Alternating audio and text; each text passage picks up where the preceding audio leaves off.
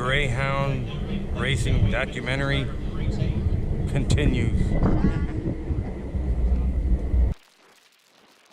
And we're talking about jobs that local residents have and have had for generations. I don't see that being a positive impact for the city in any way whatsoever, at least on an economic it's going to be a few minutes here. That was 3 Hills Jaguars, 74 from Kelly 4 minutes after. We got Longwood's mayor, Ben Paris, hanging out. Sounds good from Paint the Trail, who you guys will be speaking to later on. He's actually been in the crate and spent time in the crate with a Greyhound and had plenty of room to move around. Mayor Ben Paris, how you doing, sir? What's going on, man? Nice to see you. Hey, what's going on, guys? Hey.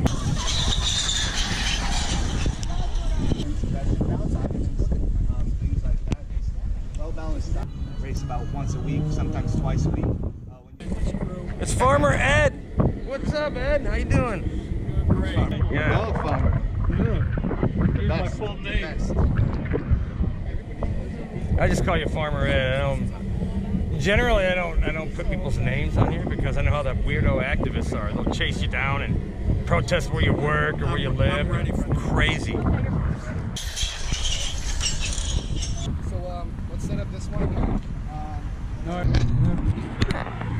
There it goes. He's getting ready to mic me up. Yep. Wire me. I'm wearing a wire. Goes in your back pocket. So Okay. I need you to turn around. Hear those drums? Yeah. That's coming from the Lyman Greyhounds. The Greyhound. That's the high school. That's Alright, where you my can son turn goes. back around. I'm gonna go ahead and hook this up on your shirt here, and then.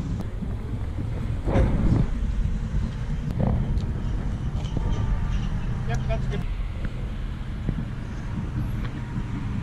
I got 13 pieces of art outside here at the track if you count my trailer.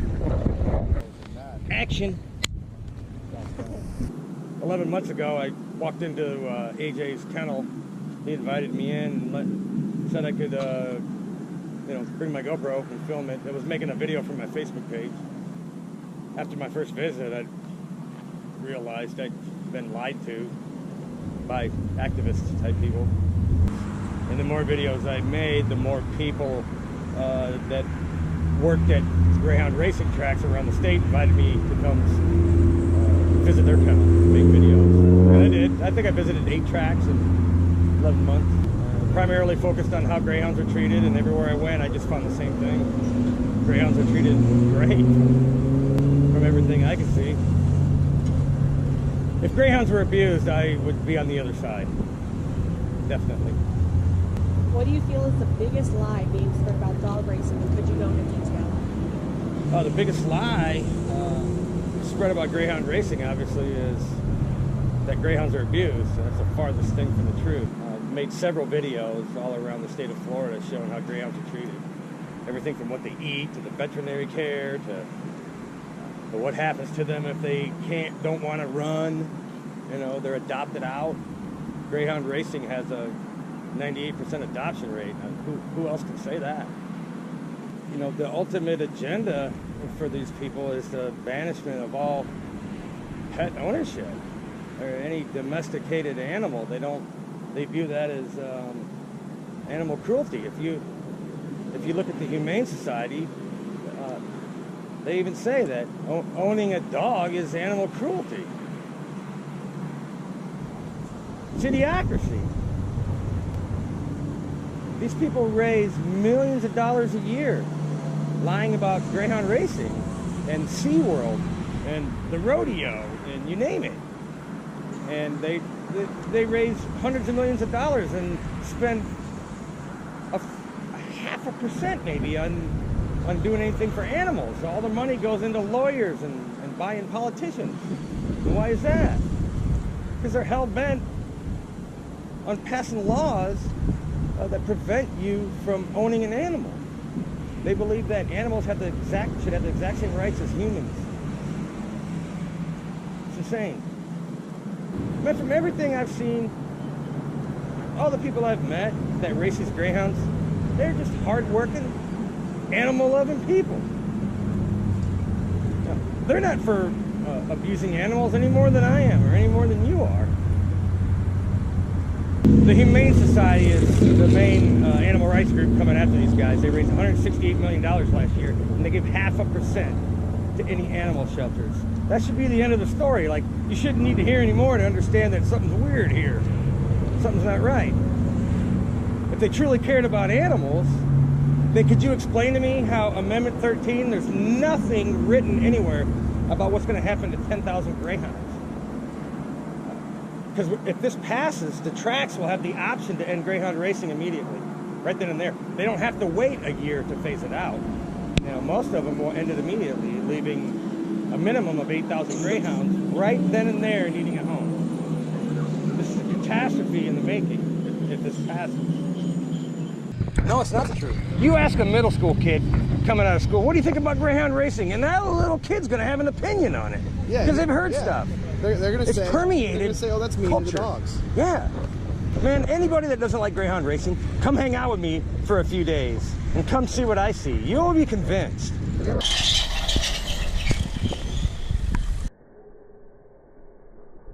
AJ gets interviewed next. Kathy, they talked to you? Yeah, they got me this morning. It kind of looks like it. I wish I was a woman. I am owner of Celtic Hounds Kennel at Sanford Orlando Kennel Club. We're going to get started off here with... How do I feel about Amendment 13? I think it should be dealt with in the legislature. It doesn't belong in the Constitution. I think the constitutional issues, there's more things in the Constitution that needs to be dealt with than dog racing. They already have pregnant pigs in the Constitution, so having animals in the Constitution, I think they don't belong in there. The biggest lie about dog racing I find out is the cruel and inhumane treatment of the animals. I think that's the biggest issue. These dogs are not being treated poorly. It's not inhumane what we do. You know, we love our animals and we'll do anything we can for them. They say it's the well-being of greyhounds and animals, and their only agenda is to outlaw anything to do with a working animal. They're starting with greyhounds, they'll probably go to the horses next, and then they'll go to the working dogs, the show animals, you know, the horse shows. They're just against any form of using an animal in any way other than, you know, being a pet. And some of these organizations don't even want you to own a pet. It's proven that PETA, look at the spokesman, she wants to set all the animals free. The Humane Society wants to do the same thing, but all they care about is money, not helping animals. Amendment 13, if it's passed, you're going to lose a wonderful breed of animal because it will no longer be bred. These greyhounds are unique. There's a lot of people that want these greyhounds because they're such a social animal. We make them that way, and they always, the people that adopt these dogs, they always say that we love these dogs, but they got to understand these dogs, before they get them, were loved once before, and you know, we do everything we can for these animals. The attendance to the tracks, you know, dropped, but then you have internet gambling. You can gamble on a greyhound race in a foreign country using ADW. The money's still there, but I think the popularity of it, because there's so many other forms of gambling, I think it's just spread thin. If Florida loses greyhound racing, it will in fact end the industry within probably 5 to 7 years. What challenges do you think you'll face as a business if Amendment 13 passes? It would end the business.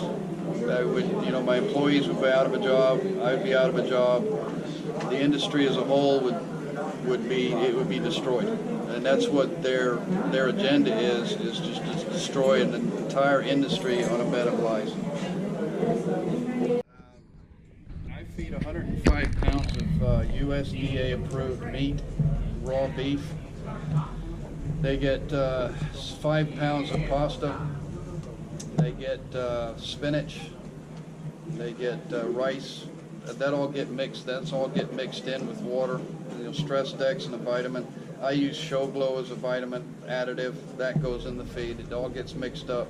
We used Diamond Naturals chicken and rice kibble and high protein kibble. We mix that, and roughly, my feed bill, my feed bill a week's running about $800. So, I mean, they're getting the best feed that we can give them, because you can't feed a greyhound stuff that's not good for them and expect them to compete at a high level. We're talking over 7,000 to 8,000 racing dogs that are in the state that are actively racing at one time. That's not counting the dogs on the farms. That's not counting the dogs coming into the state, being held by the farms. So you're looking at roughly 14,000 to 15,000 dogs that will be affected by this. And you know, the ASPCA, the SPCA, the Humane Society, they all say, oh, we've got homes for the dogs. Well, I'm not giving my dogs to any shelters. That's not going to happen, because how are they going to make room for these dogs? All the shelters are all full. So for them to take in these dogs, they're going to have to start killing the dogs and cats and animals to make room for these dogs. And that's not fair to the shelter dogs that are looking for a place to be, you know, looking for a place to go. I mean, it's not fair to them. Just so they can say we won. Well, let's get rid of over 3,000 or 4,000 shelter dogs so we can make room for the greyhounds. So we say we look after them. No, it's not going to happen. I will stay in my kennel on my own dime, and I will make sure I'll close the kennel when the last dog is left to an accredited greyhound adoption agency. Can we hold right quick? He needs to change the battery. Go ahead. These are people I finally got a hold of. Like.